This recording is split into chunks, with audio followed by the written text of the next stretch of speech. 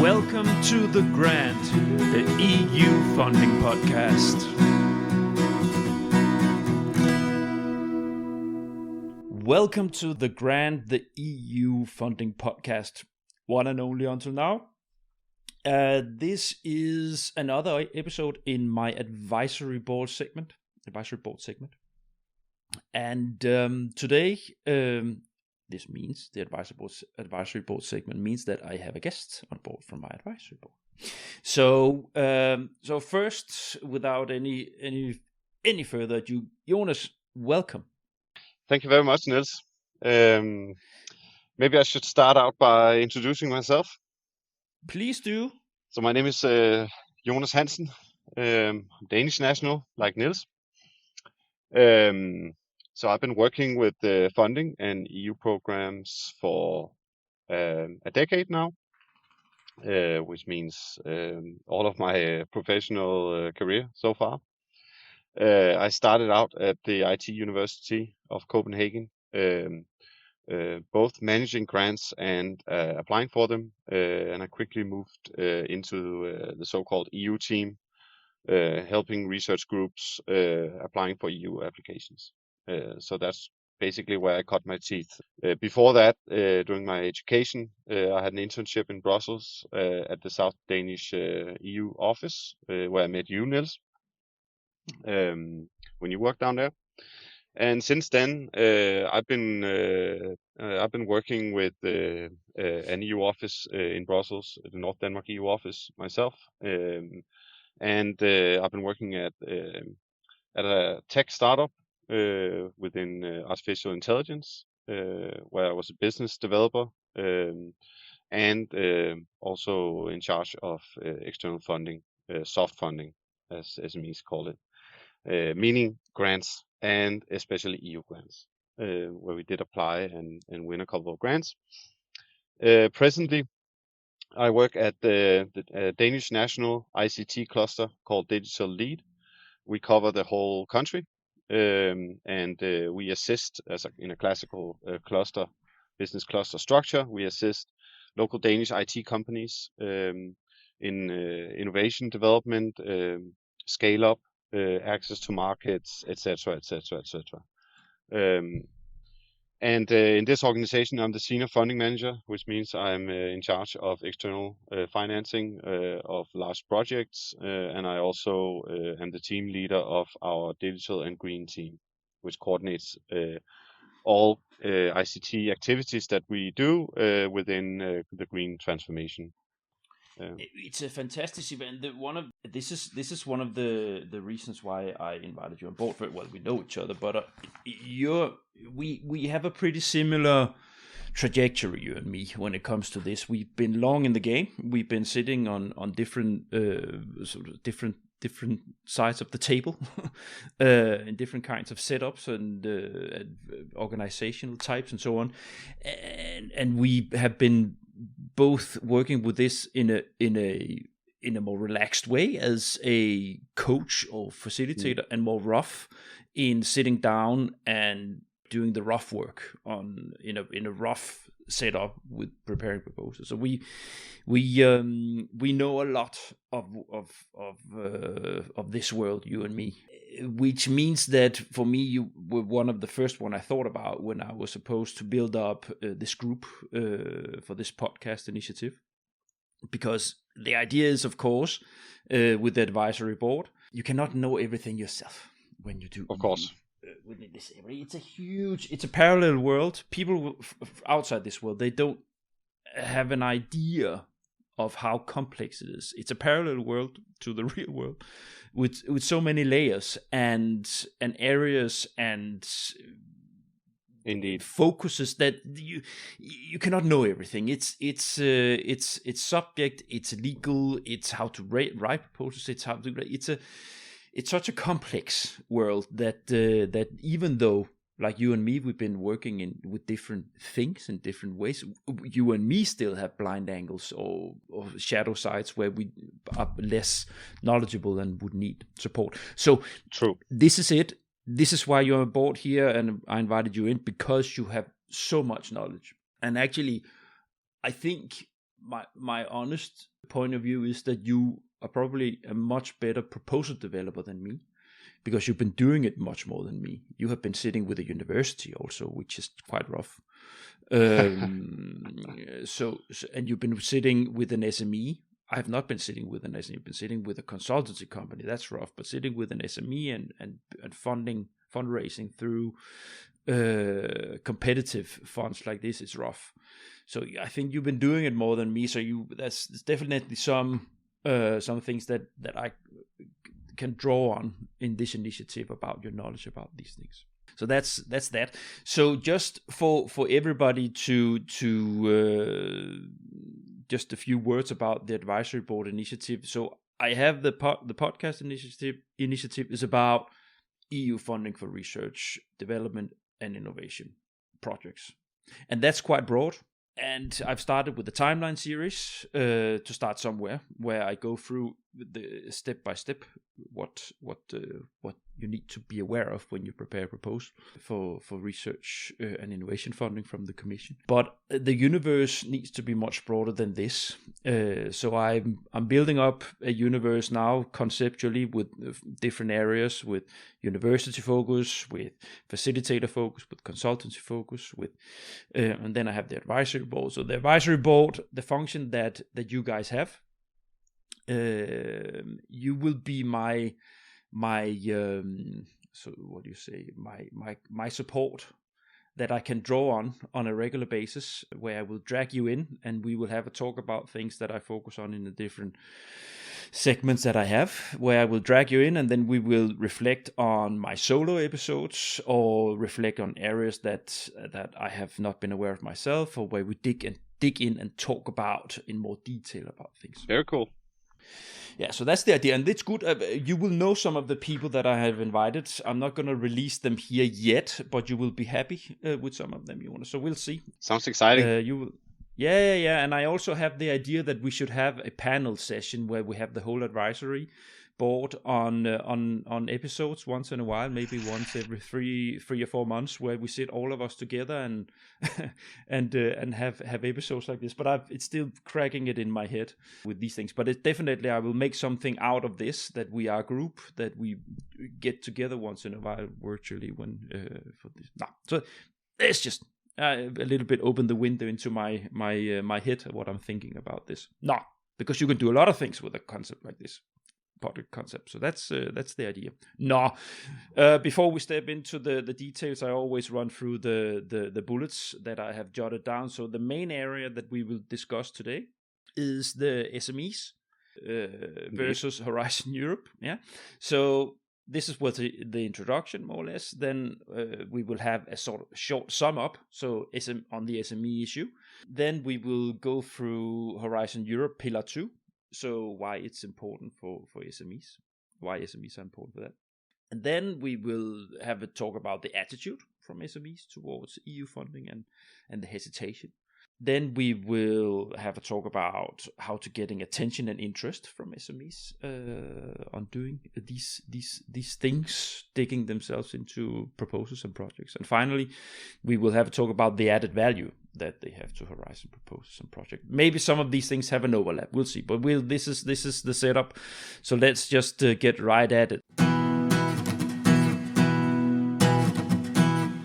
Here in the rundown, I have put before we dig into sort of having a fly-in. So when I say the two words Horizon Europe and SMEs, what do you think? What is the first things that comes to mind when I say these two words? Well, actually, I noticed that previously when you mentioned it, the subject, you said Horizon Europe versus SMEs, which I think is quite interesting, possible Freudian slip, because it's a challenge. It looks like a match made in heaven if you do a quick Google search on those two words. SMEs is a frequently used term when you are reading program strategies, everything basically from the European Commission towards how Europe wants to solve its main challenges and also scale its opportunities. SMEs is frequently mentioned. Some of the basis of that is, of course, a lot of research have shown that that the larger growth value and potential within growing companies' jobs and creating new services, products, technology is by scaling SMEs, is by utilizing SMEs and increasing its innovation capacities. So that is the basis of why SMEs in this context. So the versus part, it's difficult. Simply put. SMEs per definition is small organizations. That means you are few people. That means that you are a select few people who need to do a lot of different things. You need to cover a lot of areas, often outside your comfort zone. And the basic nature of most or all EU calls is that they are complex structures. They are competitive, and you need a lot of knowledge. The learning curve is high. It's steep. It's very, very steep. Exactly. Which is why you and I have a profession as specialists within this field. So that would be my first impression. It's difficult. It's a challenge. You know what? I always thought when I hear the words Horizon Europe or just framework program and SMEs, it's a paradox, because it's lightning before me like this paradox, the word, because the Commission has they so much want the SMEs, they so much want the SMEs to do these things. They so much wants to help them. They so much wants to direct money their way, to make programs they can go for. They support that they get a bigger role in the big collaborative projects. They make specific SMEs, the EIC Accelerator. So they encourage that through the decisions they take to make the funding schemes. But then the way that it is for them when in the real world, when the SMEs start to approach this, they go into a world they don't understand, and they get burned by it. They would never touch it. Exactly. So that's a big paradox. The obstructions involved are great. I have, like you, a lot of experience helping and advising SMEs externally, meaning as a consultant coming in, either publicly employed or private, but coming in and helping them, advising them. But it wasn't until my experience working in an SME, in a startup, that I truly realized the depth of the challenges in joining in this kind of application. And perhaps I can share a little bit about my own concrete experiences with this. So I was headhunted for this position simply because the company had already won an EU grant. It was the EIC SME program that they had won at that time, and they had an external consultant create the application for them. And most of the people listening to this are probably quite well aware that this kind of grant, while very complex and also large in volume and very, very, very competitive, that it is oftentimes, and in this case especially, a mono grant, meaning there's one applicant, one beneficiary, and to companies this can seem much more relatable to the way that they think, especially in the tech world that I usually fit in. Very much more comparable to what they normally consider funding, meaning what we call hard funding, equity funding, having investors. So you present a level of development, new products, where you're going, and then you get some money and you achieve that, and you have some KPIs involved with that.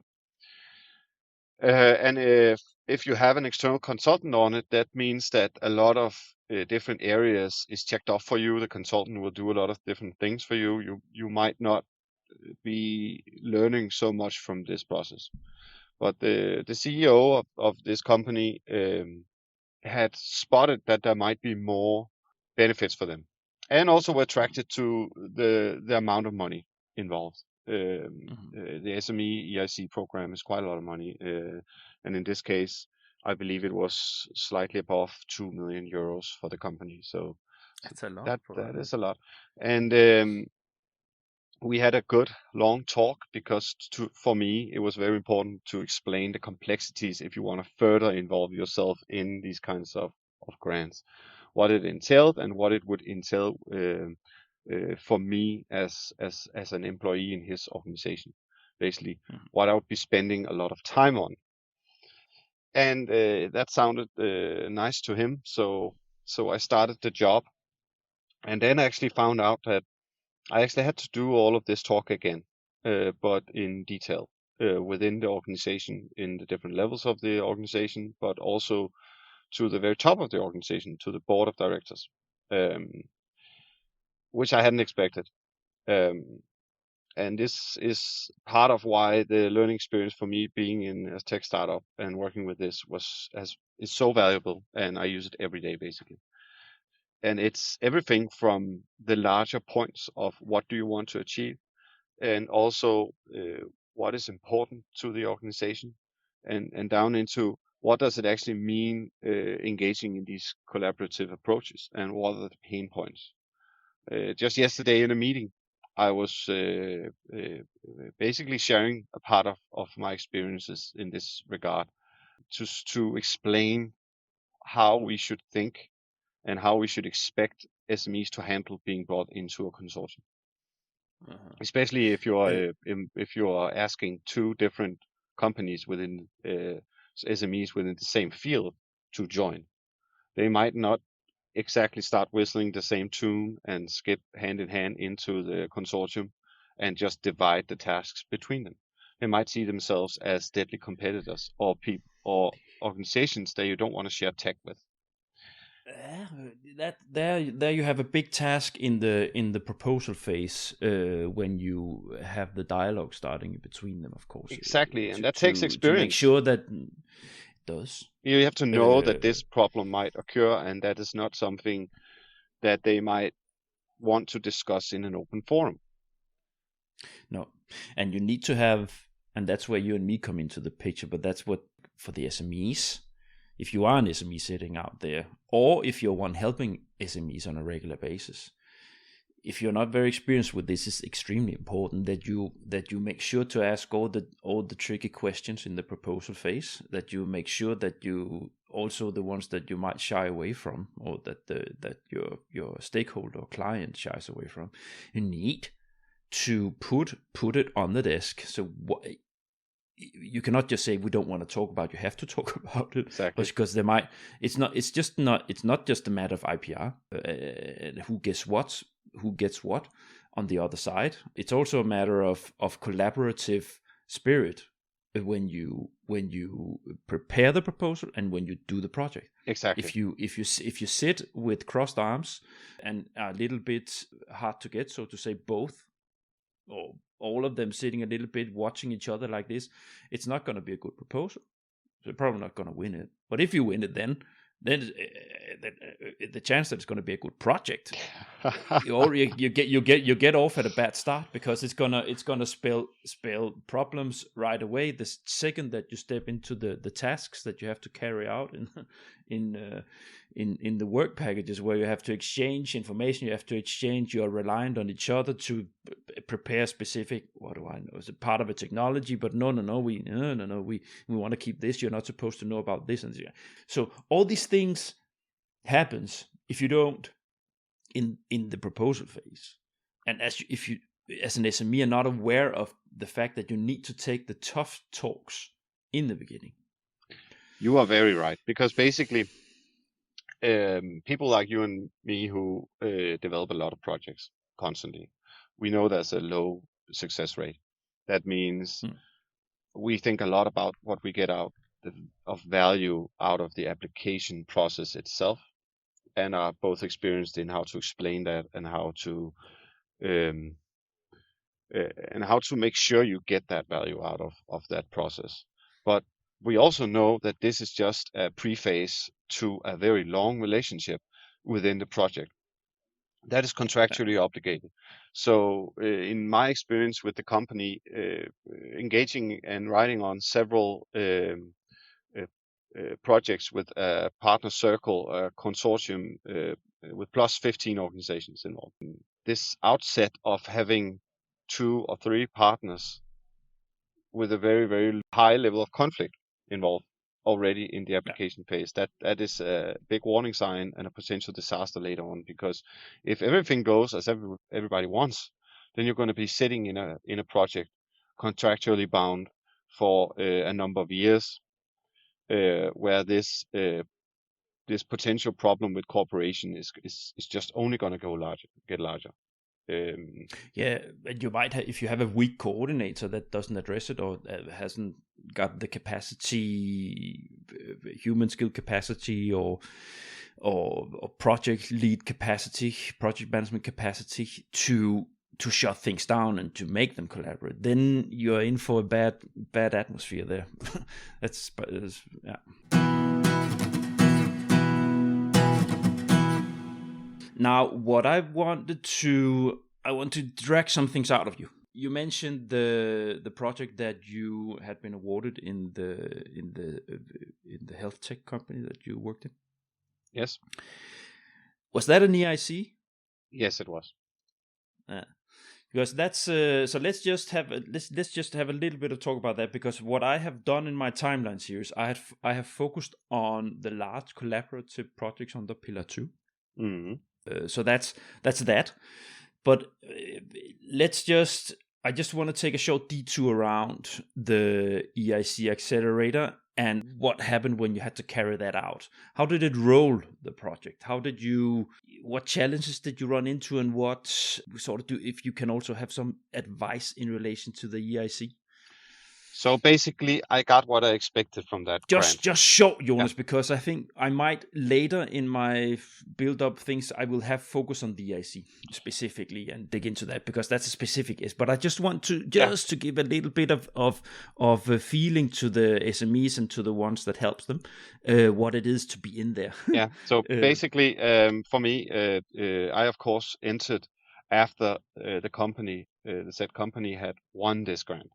Meaning I came in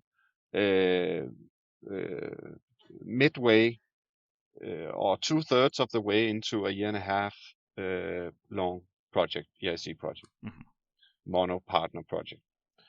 And I expected to find chaos in the project management. And I expected to find undiscovered chaos, basically meaning that the company would not be aware of the chaos, and especially impending doom if this was not corrected. And I was sadly right. This is a big issue I see with SMEs engaging with this field in this kind of monostructure. They hire a consultant that is, if they win, quite good probably, in helping them win this grant.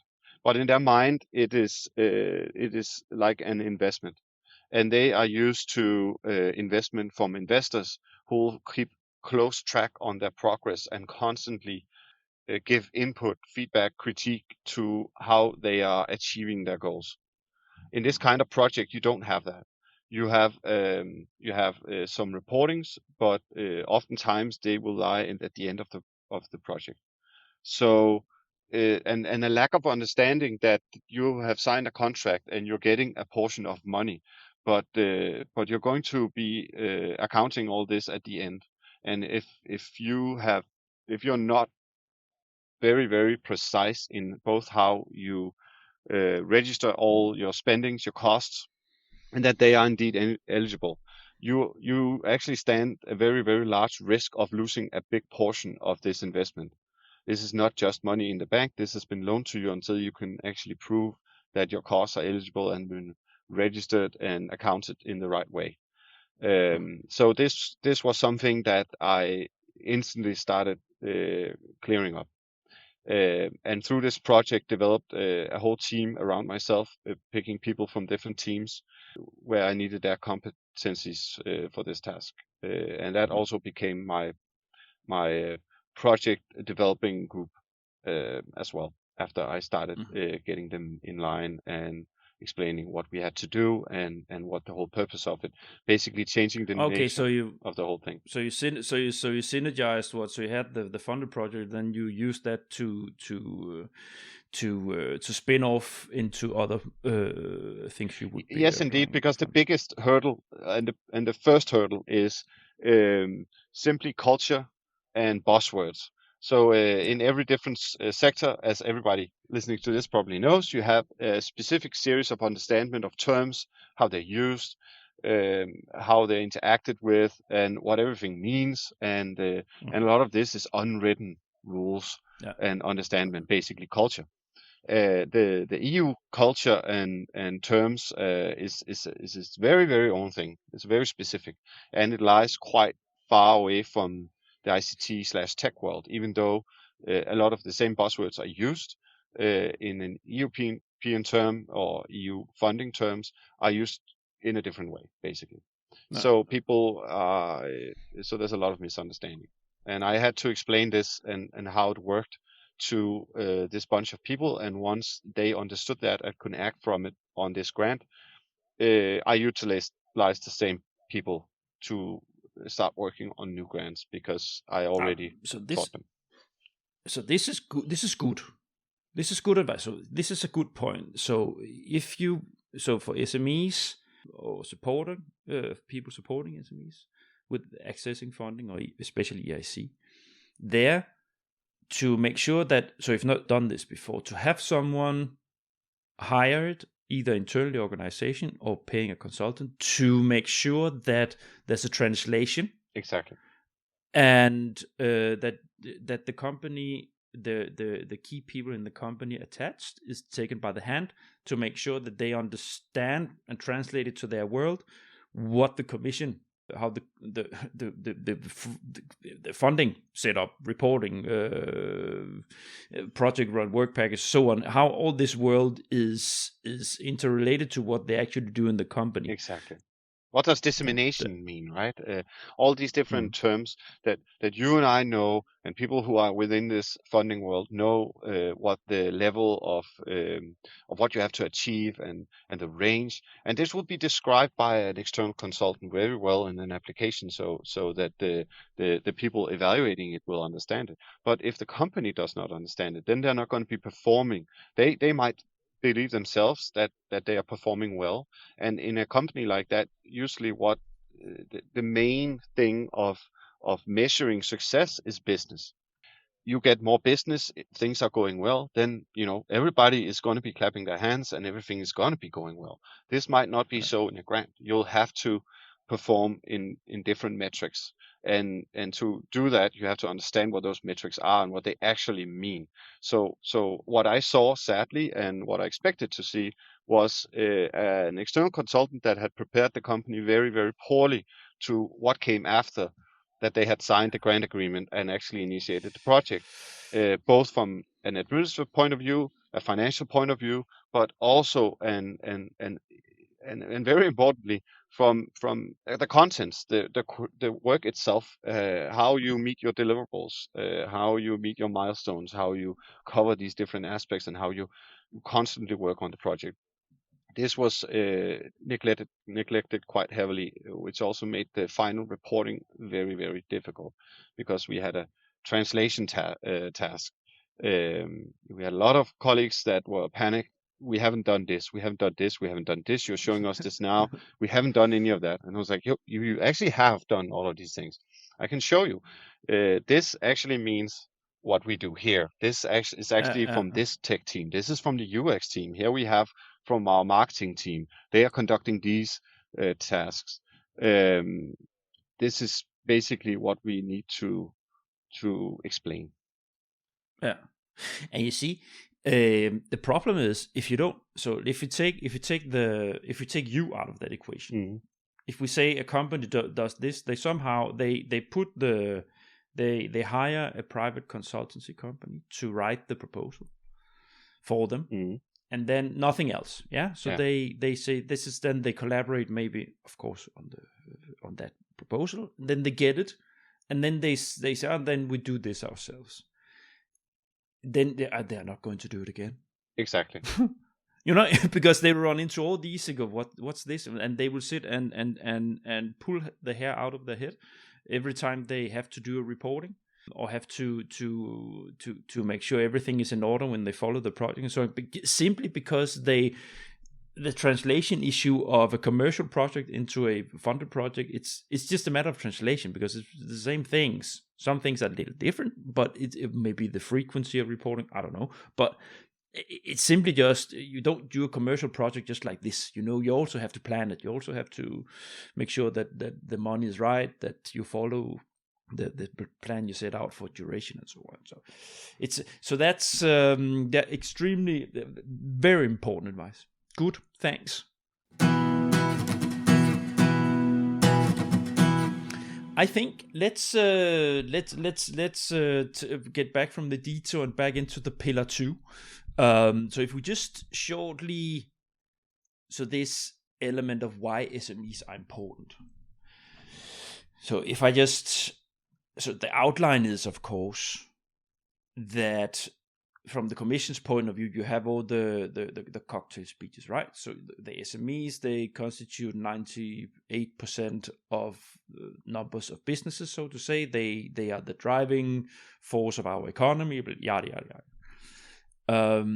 This is the reason why the Commission said we need to pull this sector into development of innovation and technologies. We need them to shape them up.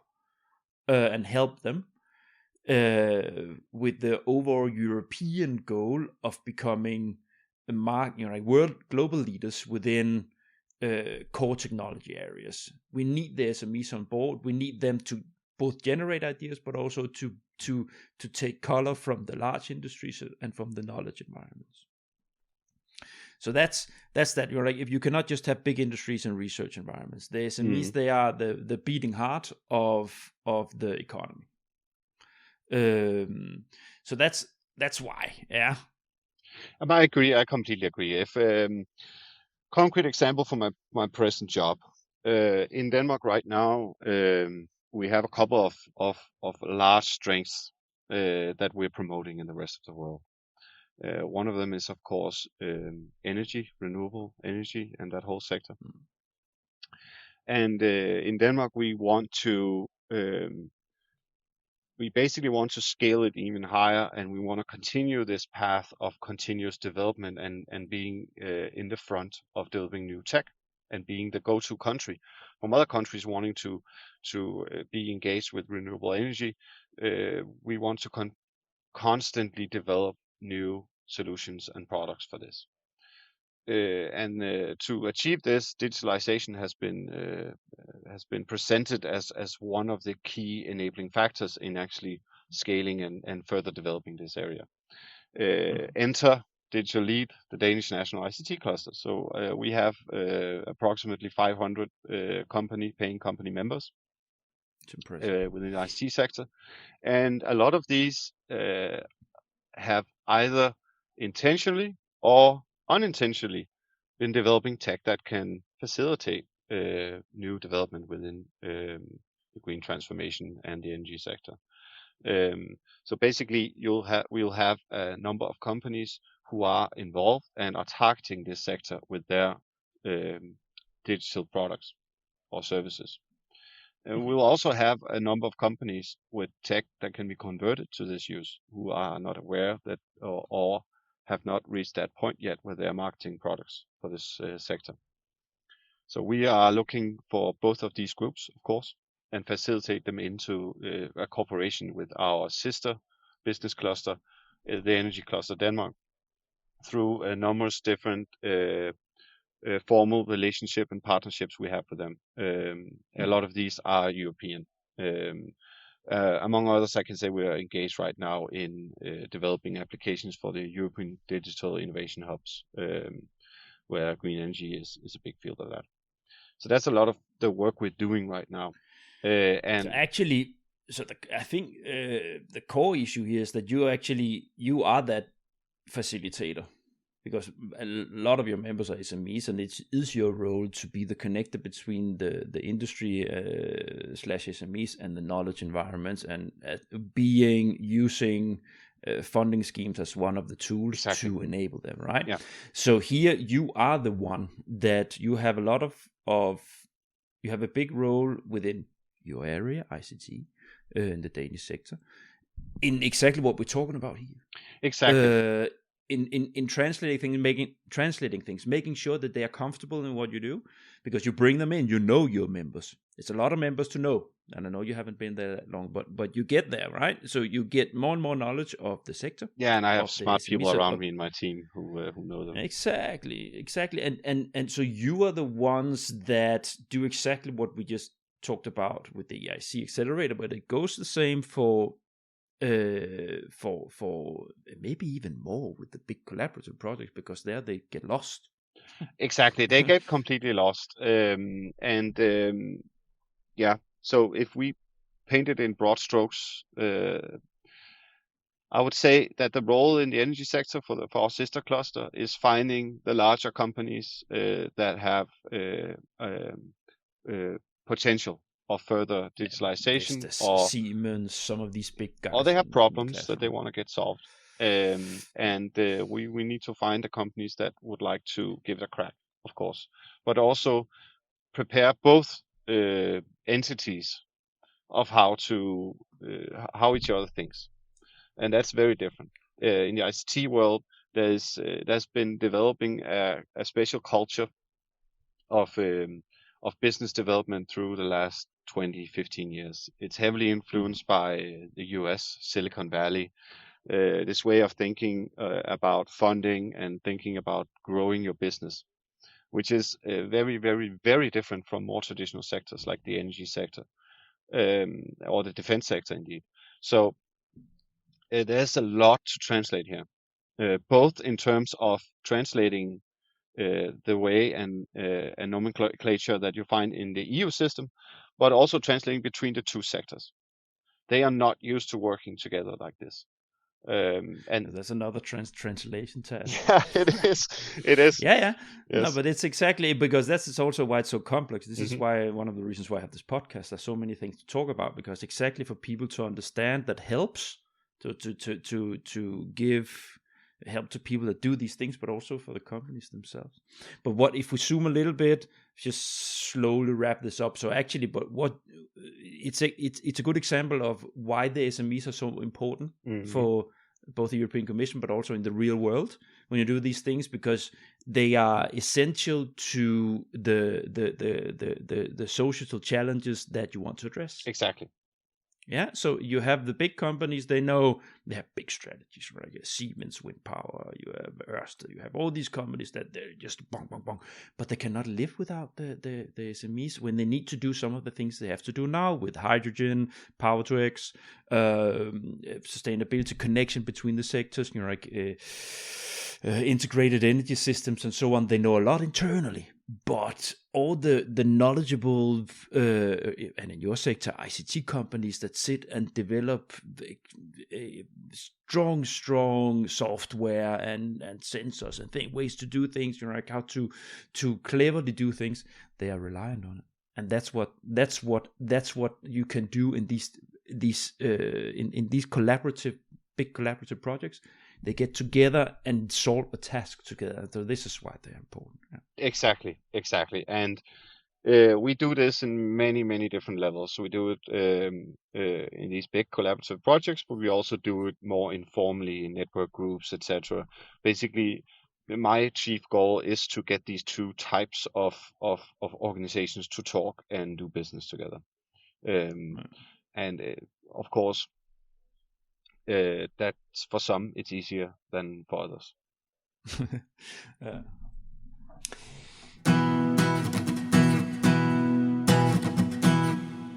It's bridging us a little bit into, so let's just move into the attitude from the SMEs towards EU funding and the hesitation, because when I reached out to you and asked, what would you like to talk about? You said, I want to talk about SMEs and how difficult it is to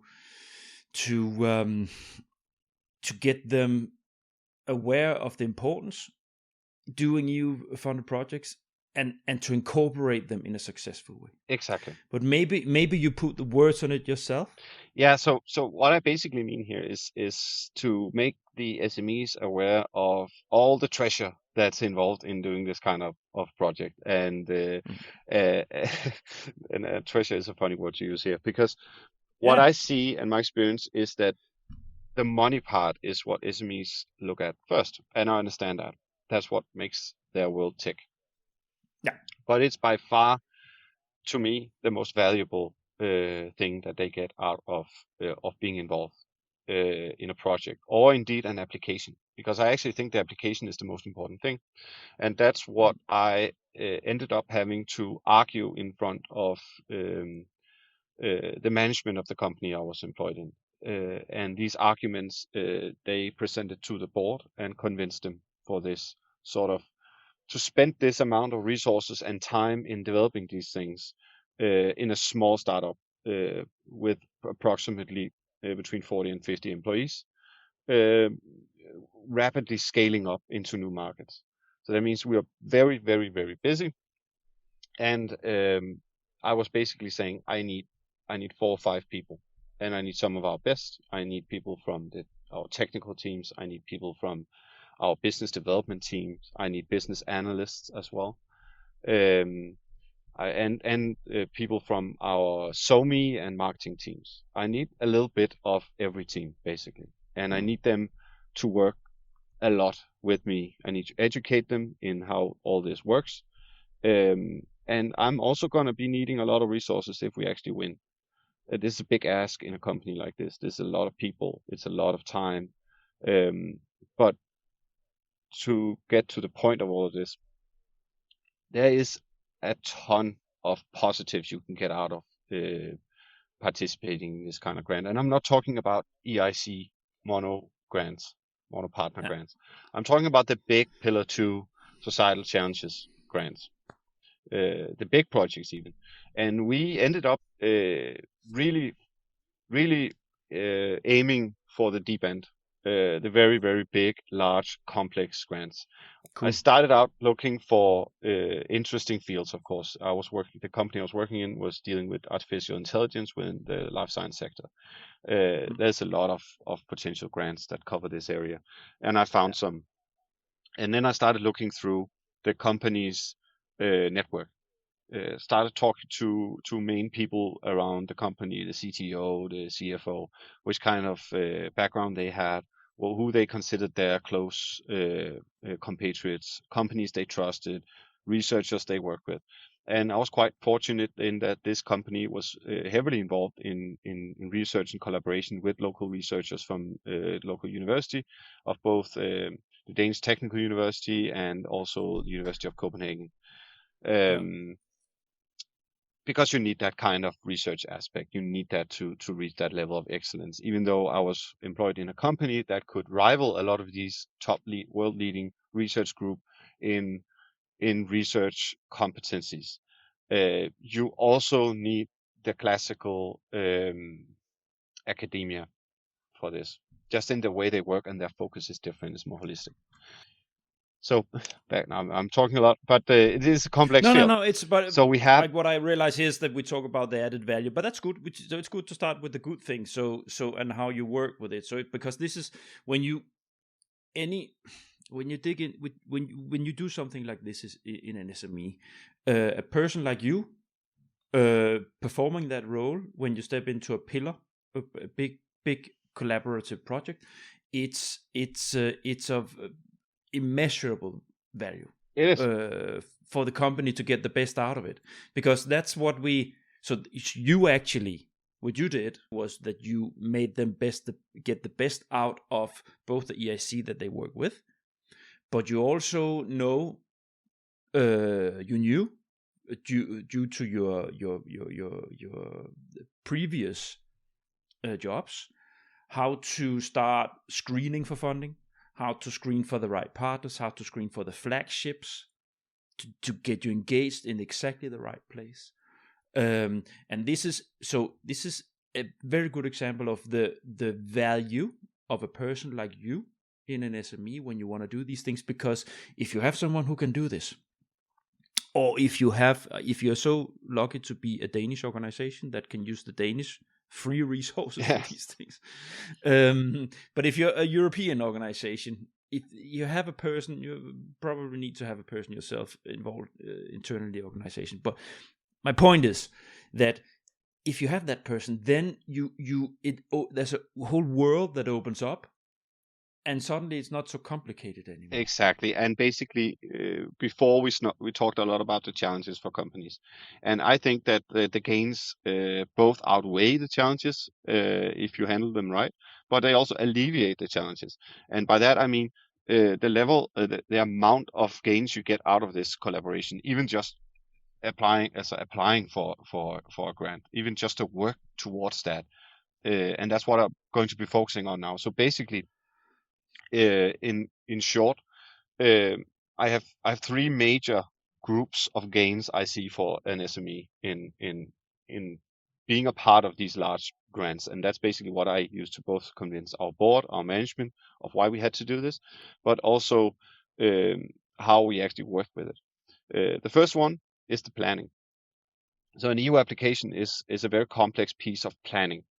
You describe how a period of 3, maybe 4 years of very complex development, research, R&D is going to take place from somewhere on the TRL scale, oftentimes ending up with a viable product, and also explanation of how you're going to market, how you're going to control IPR, how you're going to control everything in the end, and who gets what. That in itself is very valuable, because being forced to plan, describe, anticipate risk, plan to actually alleviate risk if it happens, is valuable for any kind of company. And if you haven't done this yet as a small company, you better start. And this actually forces you into thinking these things. And this is where the translation effort is very important, because the terms are very different in different sectors. So for me, it also had this planning. The challenge was also explaining why it was important and where it actually matched what the company was already doing. And that's why I pulled people in from different teams, because they were already doing these things. They were already doing these things that were presenting to the investors and the board constantly. I just have to make them understand that what I wanted them to work on was the same thing. It just had a different name and maybe a different form, but they were already expert in how to achieve this. Second is relations, meaning the partners and the consortium. This is oftentimes something that SMEs are not a part of when you're developing this big kind of application, and that's a problem, because this is where I see the SMEs gets the most out of participating in this kind of application and later on a project. Because what we did was focusing on you need to have end users. You need to have end users when you're developing something for a big Horizon application. They need to be a part of it. That's all. That's oftentimes where you only get a couple. We managed to actually fill in, I think it was 13 big potential customers for the company. Excellent. in the first large one that we were working on, and just explaining this to the company, saying we're going to go into a minimum 6 months developing phase for this application, where we will have weekly at least meetings with potential customers. And so please give me a list of the customers that you most preferably, into our sales department, want to sell to. And please include, and I put emphasis on it, please include the ones that you can't reach normally, that is hard for you to get into contact with, that might think, okay, this company is too small for us to engage with. We don't believe they actually can achieve what they are promising. Put the hard cases on. Please do that. And we actually we are successful in bringing a lot of these potential customers on board for this, because first of all, an application is just an application. Even though it takes time and you commit resources to it, you're not committing 3 or 4 years. That doesn't happen until you might win. Second of all, it tells the customer you're going into a very regulated corporation, a corporation where everything is thought of: ethics, compliance, GDPR, all these different aspects are thought about. And and is probably even present directly in your consortium. It's a safety structure for everyone involved. And if you only get so far as to actually hand in the application and you don't win, then you've had 6 months of close interaction with potential customers, explaining to them what your tech can do, establishing trust and relations, but also co-creating a planned process of shared R&D.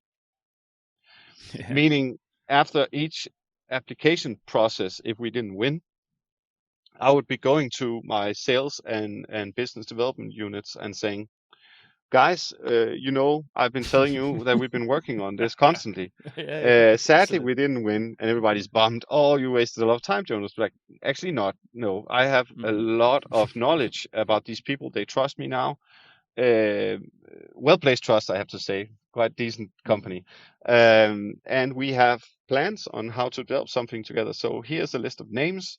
Please start reaching out, and I'll give an introduction, and let's see if they don't want to do this collaboration anyways, just bilateral or in a larger group together. Because now they know what we can do. They know we show up to meetings. They know we deliver. They know we are smart people that can be trusted.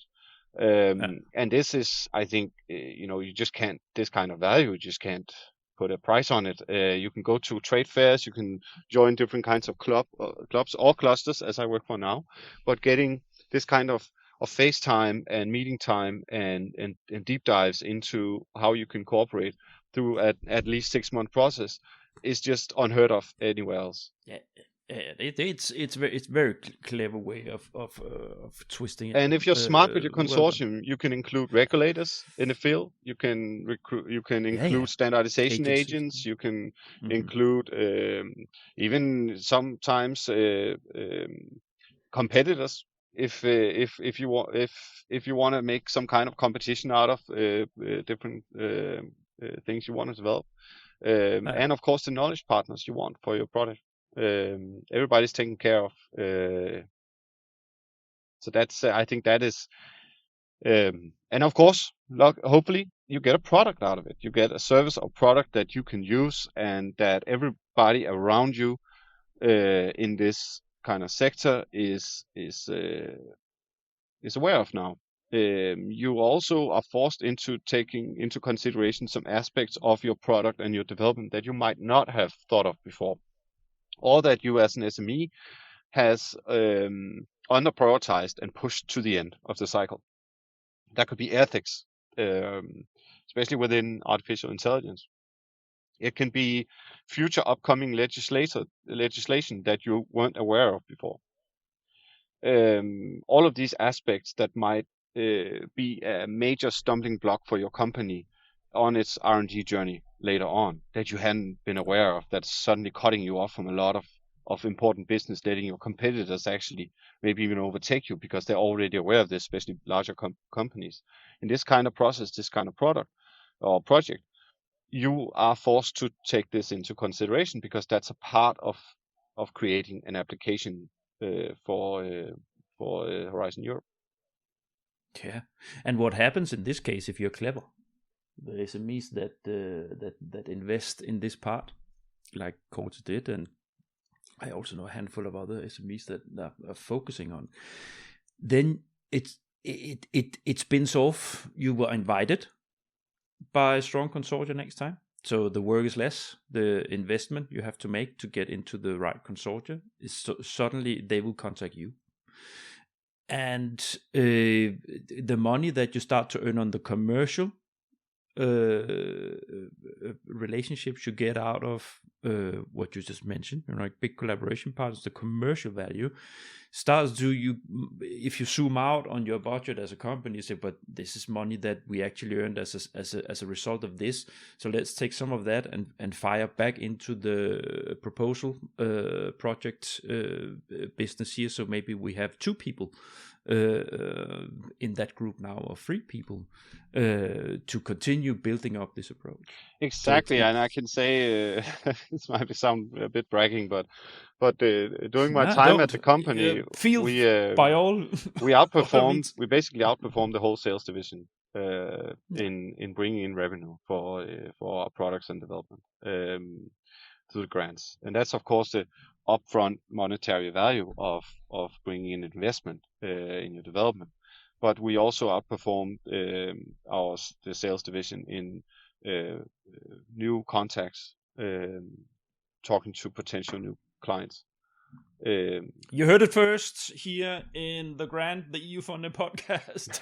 Go into EU funding proposals, and you will boost. You will, if you do it smart sales. and intelligently and really deep dive into. You need the whole organization on board. I'm not talking about everybody, but you need the different aspects to win. As you know, Nils, you need to be excellent in all levels. That also means that in the company you need to seek out the smart people in all the different sections, because they need to be a part of it. I would not be able to do any of these things alone in the company. I would need some of the smart people in the different sections, and I needed that time, which is difficult, of course, to get.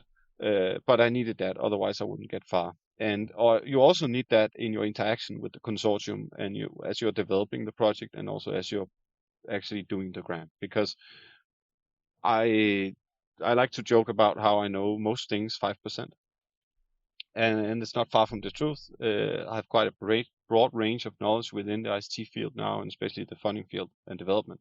But 5% doesn't really cover it when you are sitting at a project meeting with world-leading ICT scientists, AI researchers, top-level regulators, and branch organizations. It's a tough, and large it's companies. A tough field. 5% is a tough sector. Yeah, 5% is simply not enough there. And that means you need the lead researcher from the company or one of his best guys to have your back in a meeting like that, because you quickly reach the level or the limit of my knowledge when talking to big people like that. So it's an investment in time, and but I believe it's very well put up.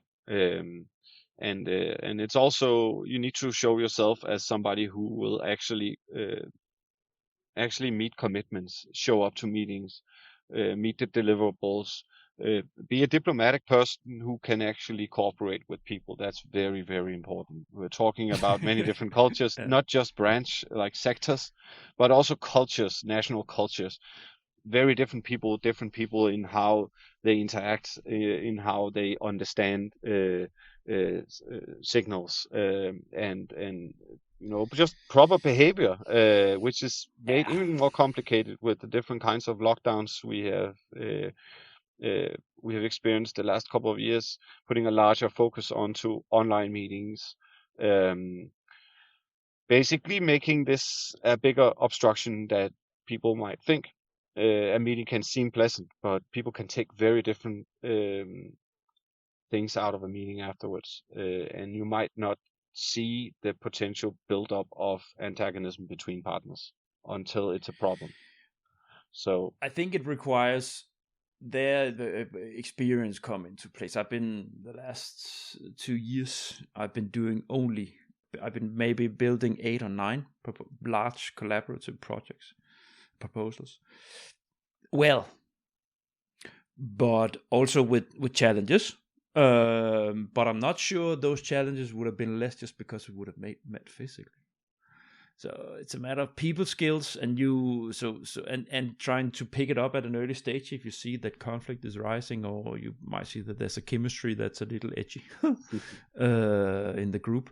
But that's a different role here. So being a facilitator, consultant, and then being the company itself and who you attach to it. So of course, the big advice both from you and from me would be that try to see if you have a choice. Sometimes you don't have a choice. That's just that person. But try and see like your most collaborative person, so to say. Put them on the case, because you do need to have a lot of flexibility sometimes when you need to reach each other, so to say. It's unavoidable to run into issues. Almost all proposal preparation processes, you run into some kind of issue where you need to reach each other, where people need to bend towards each other, and it's vital to have the right people in the group that can pick that up. I won a hydrogen storage proposal just around around New Year's, around Christmas. And there, I had big competitors that I managed to get on board because I know how to put people together. So that was people skills. They were very hesitating, both of them, when I brought them. They're actually three, each of them being looking at each other like this, but because of the way I facilitated the way the meetings were set up and the way I treated them as a group, that helped. But also because they individually were good persons. They had a collaborative approach, each of them, because I could have sat with people who said, get out. They wouldn't even had started the talk in the first place. But so it requires that everybody has a collaborative approach or mindset. Now, I want, before time runs out. Now we talked a lot about the added value and some nice and practical examples, which is very good. It's very valuable. But what I want to talk a little bit about is this. So the SMEs towards EU funding and the hesitation, because this is a general thing. We both worked as facilitators, Jonas. We both worked in offices that were the glue, working for saying, now you need to try to make this group of SMEs in this geographical region or within this sector, you need to make them do more EU projects as a political, from a government or regional organized political organization, right? Having as their goal that they would have more of these organizations doing this. So basically you and me being in a role of selling the unsellable, because we politicians, as it's a political focus, saying we need more of our SMEs to do this, and then we being the tool at the end of that political wish, going out to organizations that haven't asked for it, because that's the case, going out to organizations that has not asked for us to come, and selling them something that they basically don't understand and don't want. There's not demand for it, right? Indeed. And in that role, both you and me, we have understood a lot about what the SME attitude is toward EU funding schemes, and that's not just Danish context, Danish SMEs. That's a broad perception from SMEs in Europe about what funding is, and that is generally, kindly saying, hesitating. Yes, indeed. Sometimes outright aggressive. Go away. We hate EU. We hate anything related to rules and regulations from the EU. The main group of SMEs that I have been communicating with, cautious, I would say. That's been the approach, saying, what is it you come with? Okay, what can you tell us? So I think that's it's the same that you have in your end. Exactly, because you can have cautious or hesitance from management in these companies, because as they understand that is the commitment of resources entailed within, and then you might also have the same hesitancy or even larger from the people that's going to be involved. It's usually some kind of business developer or from the sales department who suddenly realize the depth of the waters they're coming into. And they perceive it difficult to achieve success within this field that they don't understand. And they're going to be, of course, evaluated on the basis of that success or lack thereof from their management/investors. So it's a translative issue or an understanding of the challenge that has to go all the way up through the organization and into the board / investors. And it's important. But my point is that you can't blame them. Of course, yeah, I agree. Yeah, you know, they are extraordinary companies. I've met excellent companies with extremely innovative, already collaborating maybe with private research institutes or universities, and they know exactly, they're on the ball. They know exactly how to screw it into the goal. So they really know where they want to go and how to do it. But when you come with something like this, what do we need this for? Go away. we are moving towards we sell our products, we are innovative, we know exactly where the technology needs to go, we're already collaborating. What do we need you why do we need to step into something where we have to report, we have to account for the money we spend? So you cannot blame them. But what I think with this little short section here of this episode, what I want to stress is the way that because it took me a long time to understand how to get their attention. Now, we talked about why it can be good for SMEs, and then to make them understand why it's a good thing, why it can help them.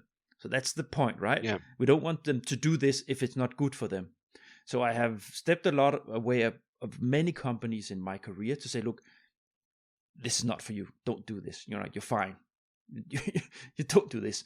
But you have a lot of SMEs out there that can exactly take advantage of this. Now, you have explained very nicely how you did it with Koji in that company, to raise the awareness and how to put that in practically into how to deal with this to get something out of it with a commercial value. Now, what I always say, after it took me some years to crack how to deal with this, sell the unsellable, is to tell them, look, if you know exactly where you want to be in 5 years, if you know where the technology is going, you have already taken the decisions on board level or manager level, that you need to allocate investments into doing this with the technology when you reach there. You might already know that you are going to collaborate with a university or with a commercial partner in larger industry on this specific thing. Or you might wish to. So that's your window. That's the window. So you know where you need to go to develop your company, to stay market leading within what you want to do, or to get even at the edge, state of the art, and so on. True. This thing the project in name needs to be aligned with the company's R&D efforts and where they want to go. So the attention I got, the ones that were when they raised an eyebrow when I twisted it like this, so you have all this in place. This is perfect for a new project, because you don't step into this as something where you need to get money. You have already spent the money, so to say. You know you need to spend it within the next 5 years. You know who you need to collaborate. You know you need to go there. Yeah. So now you have already, you need to make this investment. So through a new project, you can get 70% covered, or even 100% if you're lucky. Yeah. But at least 70%. But that's a big chunk. That's a very big chunk. It's the whole point, actually. It's one of the big points with the reason why EU they are funding, the EU's funding companies and industry, is to take the risk away. So basically, what happened? The company I was in, we managed to win one of the grants we were applying for, which during the whole COVID crisis situation, it gave us the opportunity to pivot one of our products into help solving or create a service and product that could alleviate the pressure to the health system by the pandemic, and this was highly promoted afterwards by investors and different people around the ecosystem as a class way of pivoting your product line towards something that both helped the company but also society. And the grant helped that for us, and it also gave us the opportunity of postponing an A round funding round, simply saying we need to be at this level on these different product development cycles and our customer base before we want to go into the A level round. And we do not believe we'll get there right now due to the crisis, but also because we want to pivot into this direction and further develop this cycle of products and help make a difference. And the investment involved helped create all of these factors. So I understand now that the company just went through a very, very, very successful, one of the most successful in Denmark to date, A-level round funding rounds. And this breathing space that the grant gave the company was a big part of that. It helped the company with resources to fully commit to develop this thing through a year, and they did. So that was very satisfying to be a part of. So this is a perfect example of how we've been working with these and the experiences that we have. So here they are for you, all of you, both people who help SMEs, and if you're an SME yourself, sitting and working with these things. Now, what I want to say, but because we have to acknowledge this, Jonas, it is that some places in Europe, SMEs simply don't have the possibilities that some other SMEs have, and that's simply due to where you're situated as which country That's you're in. true. Because some countries they have nice governmental programs or regional programs. Denmark is one of the best examples, actually, with a lot of free support to guide you in these things, even in details. And then you have governments that where you can get grants to pay consultants to write your proposals or cover some of it. It's very nice for these places in Europe, because you are very well off. You have many possibilities if you decide to go this way. But for the ones who are not in such a country, it's mainly South and Eastern Europe. You rely a lot on the persons you have in your company, or the partners that you step up together with. So there you need a different strategy as an SME. If you want to do these kind of things, you need to try to see if you can take color of getting together with partners that has these opportunities. So you kind of take advantage of other countries' money, so to say, through the partners that you're involved with. But of course, it's a little less. You need to twist a little bit your own strategy as an SME in Hungary or in Italy or in Portugal and so on how to deal with these things. But I think the message, the general message about that, the investment you make with having someone on board that can translate things for you, it's money well paid out. It is, and I can also make a suggestion and a recommendation for companies like this, or if anybody's listening to this podcast are in an Hopefully. advisory role to companies like this, looking for funding. So in the recent years, especially within the new Horizon Europe program, and not the least the Digital Europe program, there's been an added focus on an instrument that we know as cascading funding. Cascading funding is basically, to the uninvolved, a consortium receive a large portion of EU money to advance a given field, and they have some restriction on that money. So usually it's at least 50% of the grant.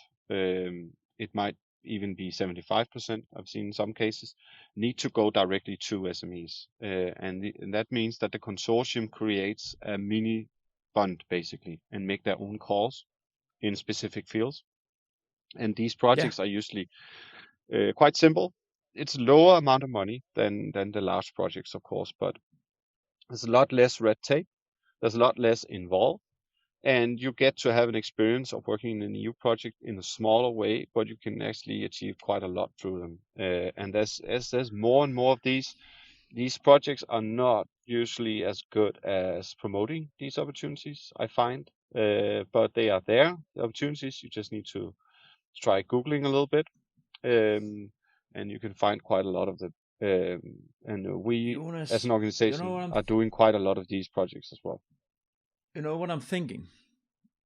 I'm thinking I need to make an episode on cascade fund. You do, because but for one, the opportunities involved are great, but also the challenges of creating them are also massive. They are very complex structures, even for people who've been doing it for so long as you and I.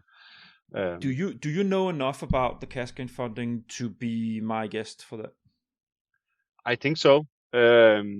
But I could also perhaps suggest some people as well who've just been involved in some of them. But if you can do it, it's great. But if you know someone who is a capacity, so to say, does it as a main work or something like this, so think about but it. actually, I would love to do it. I'll be happy to do it basically, because right now Okay. we have this is not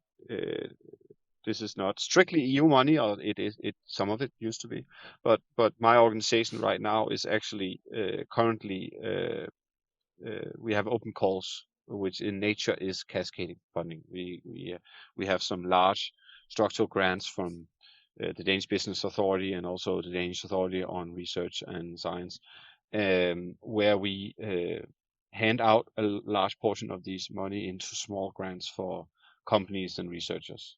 So if you're Danish companies or researchers, or you're representing one of the two or both in Denmark, please reach out and I'll look at the www.digitallead.dk, and under innovation there's what we currently have available for funding.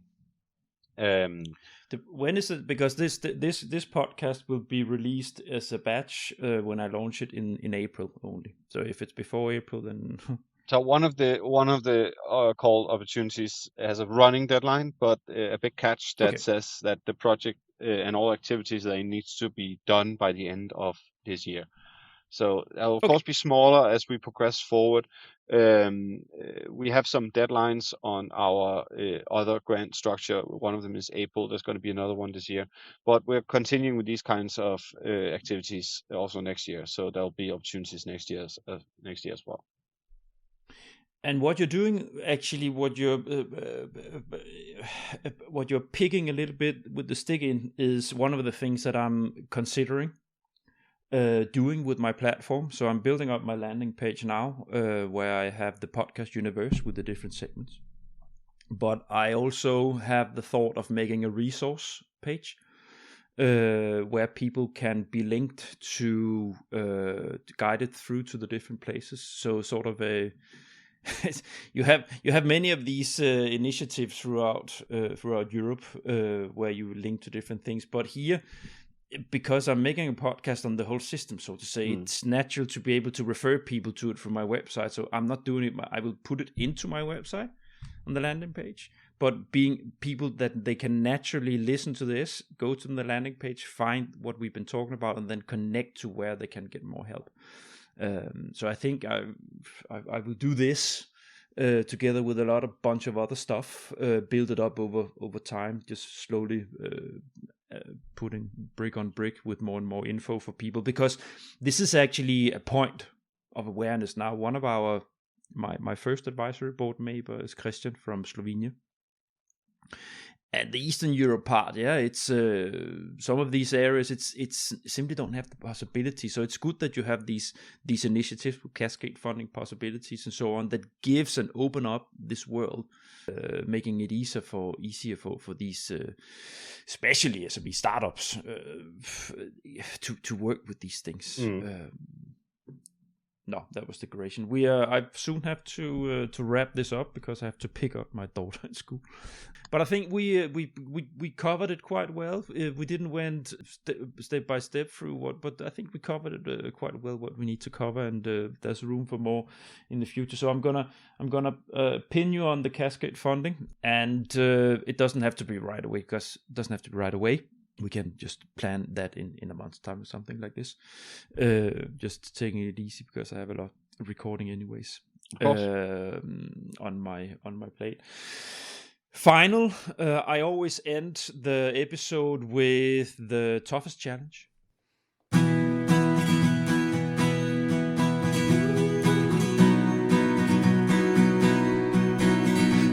grand. So within this, your thoughts on the toughest challenge on engaging SMEs in these things. Have you found, what is your thought?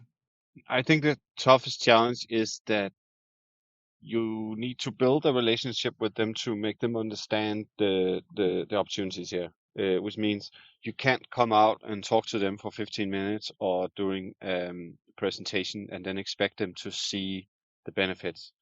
There's a lot of touchy subjects that you're going to be touching. One of them is planning.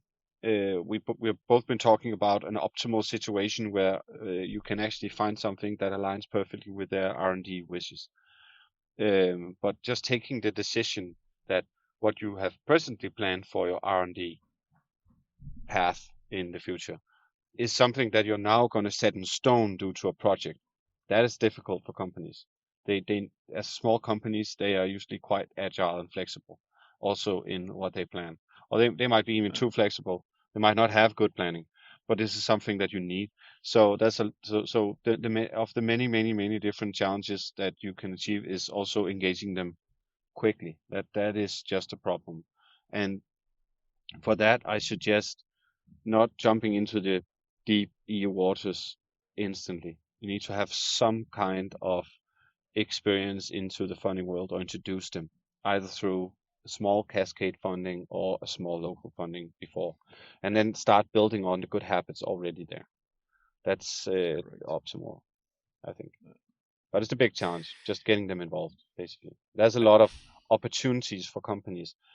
They might not be good opportunities, but companies, SMEs, they get contacted quite a lot from all different angles. And it's very hard for them to see, is this going to help my business or is this just going to steal my time? And everybody who's going selling whatever they want to steal of time or resources or just commitment, they will all be saying the same things as you and I will. This is an opportunity for you. This is going to help scale your company, get new customers. This is going to be amazing. So you're just going to be a part of that choir. Yeah. That is difficult. And also they're busy people. They're not going to be having people hired that have 30% of their workload just waiting for you to pile into. You're going to have to convert people to start working on this. And that's difficult. And another thing, you're going to need to align with their time schedule. SME startups, they work all the time. You and I do many times as well, but you just need to be flexible, because they have to be. You have to meet them on the same level. Exactly. Jonas, I asked Christian the same question, just as a nice outro. Your biggest success? What you're most proud of in your time working with this for the last 12 years? I think within the EU funding area, what you're most proud of? So I have moved away from thinking too much on singular sort of successes. When I started out, I would be mentioning some big grant wins, and I have had quite a lot of them, but many other people have as well. And I have had even more, as is quite normal in this field, even more failures. But tracking on that is redundant to me. What I am most proud of is when I meet people I've worked with before, and they are happy with working with me again, or the organization I represent, due to what we have built together before. So seeing basically the good karma situation, where what you put into something is what you get out as well, usually over time. So my big network, knowing a lot of smart people, and be taken into consideration, and constantly being asked to work on very interesting fields, and new research and everything like that. So yeah, I think that's what I'm most proud of, that I'm in a situation where I get a lot of offers to work together due to past experiences. That's it. The big grants, you also know as well as I do that in the perfect world, a big grant that you win is probably something you haven't had to work that much on, because everybody involved just did what they had to do, and it was amazing. If you win a large grant that you're working on behalf of somebody, and you did everything yourself, it might not be the best project, as we started out talking about. But it might be of course, it's a work effort that you want that your own, but it might not be a good process afterwards. On that note, Jonas, thank you so much. Thank you. It's very nice to have you on board my advisory board. Honor to I be. am. So when all this will be launched, I will have. It's in a month's time or so.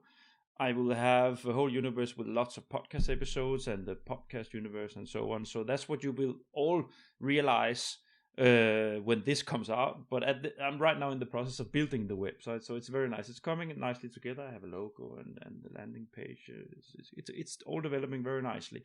So thanks for listening to you all, for listening to the end. It's a pleasure to develop this initiative, and it's lovely to have all these nice people on board that I've been known throughout the years, to sit and have sharing our experiences of helping you all, basically, making life easier, hopefully, and a nice digital pat on the back from us that it's gonna be okay. It's a good thing to do, but we hope that we can make it easier for you with taking some of these barriers away from. Can I briefly plug my organization? Yes, shamelessly. It's a non-commercial initiative, and I say, look, you can shamelessly promote yourself, please. I will. I've already done so, of course. But so if you're a Danish company within the digital sector, then please hit me up in my contact form. That's probably going to be in the notes to this podcast on the website, that the platform that Niels is talking about. Get into contact. We can find out how we can help each other. We have quite cheap rates for small companies. I think it's down to 2,500 Danish kroner a year. If you're a foreign company or organization and you want to cooperate or talk about potential cooperation or have questions to it with EU funds or any other kind of cooperation, then please contact me and we can have a chat about that. We are constantly working on many different avenues within digitalization and tech in general. So please do reach out. So what I will do when I launch, I will have a page on the landing page with each of you from the advisory board, and sharing your contact details, of course, the ones of you that want that. And then I'm also considering as a exchange platform for the listeners, to make a group on LinkedIn that will only be accessible by people who have subscribed to the podcast. So it's going to be a place, an exchange forum there where people can discuss what's going on in here, things that we have been talking about, and where all of us, that myself of course, but also the advisory board, you guys will can tap in and gauge into to reach out from the listeners. So that's how it's. So it's a funny thing when you are in the process of recording episodes and you're not launched yet. So it's when everybody will be listening to this, it's all there, but I haven't developed it fully yet. So, but that's the idea. So there will be, so just short to say, you will be able to get a hold on Jonas. You will also be able to reach me, of course. You will be able to reach any of the advisory group and other listeners. So there are lots of discussing forums on LinkedIn. But I've at least here there's a fixed frame of the podcast and the things we discuss, and then people can discuss them directly in the group. So now I have to end up this conversation, Jonas, because I have to pick up on them. Yes. So on that note, Jonas, again, thank you so much. We will be seeing and hearing a lot more to each other in the future. And to the listeners, again, thank you for listening to the end. Hope you like this initiative and hope that it helps you. Yeah? So bye. Bye. The Grand.